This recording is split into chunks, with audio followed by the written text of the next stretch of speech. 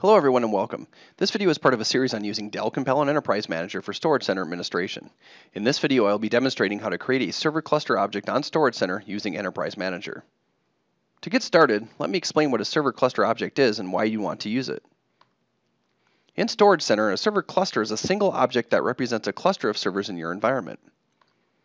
In this example, I have a cluster that contains 3 nodes, A, B, and C. Each node is represented by a single object on the storage center, even though all 3 are part of a cluster that is working together to host a specific app, such as SQL Server.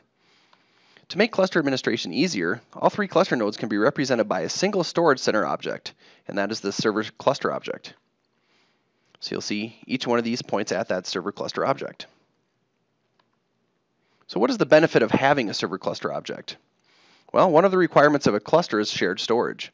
That means that all nodes in the cluster have access to the storage, regardless of what node the storage is mounted on. With that being said, if I have a storage center volume that I want all nodes in the cluster to see, that would mean I would have to manually map that volume to each cluster node individually. And that's where the server cluster object comes into play.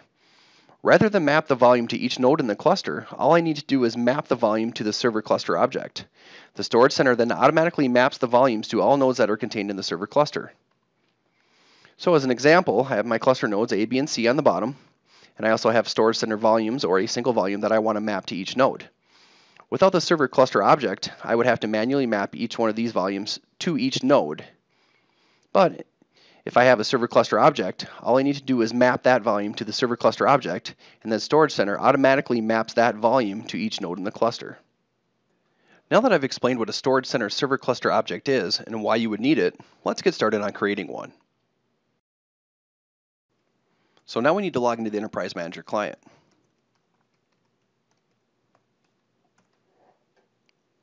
Once connected to the client, you need to select the Storage Center, and then select the Storage tab. So underneath these servers, I will drill down, and in this folder I created earlier called Cluster Demo, I have the 2 servers that I want to add to my cluster object, TSSRV 301 and 302. In order to create a cluster server object for this, I can select the folder where I want to put the server object and select Create Server Cluster. Now if I wanted to do this from the root, I could click the Change button here and select any folder underneath servers where I wanted to put that object. I'm just going to leave this under that folder I created, assign this cluster a name, so in this case it's KPHV Cluster 01, and then I need to select the multipathing for this. This is going to be a Windows cluster. So I'll scroll down to Windows and select 2012 MPIO. Now I need to add the servers that will be part of this cluster. So in this case, TSSRV 301 and 302. Now a single object will represent both of these servers. Click OK, and the object is created. Underneath the folder I selected, you will now see the cluster object, and that's KPHV Cluster 01. If I click the plus button next to that, you'll see both of the servers that I added. If I click on volumes, nothing is actually mapped to these servers currently, so I need to map a volume to this. So the easiest way to do that is to right-click the cluster object and then select Map Volume to Server. Now I have to select the volume I want to put on this cluster, and that's this one, EM Demo Cluster Volume. This was a volume I created earlier before the demo. It's 350 gigs. I'll just click Next.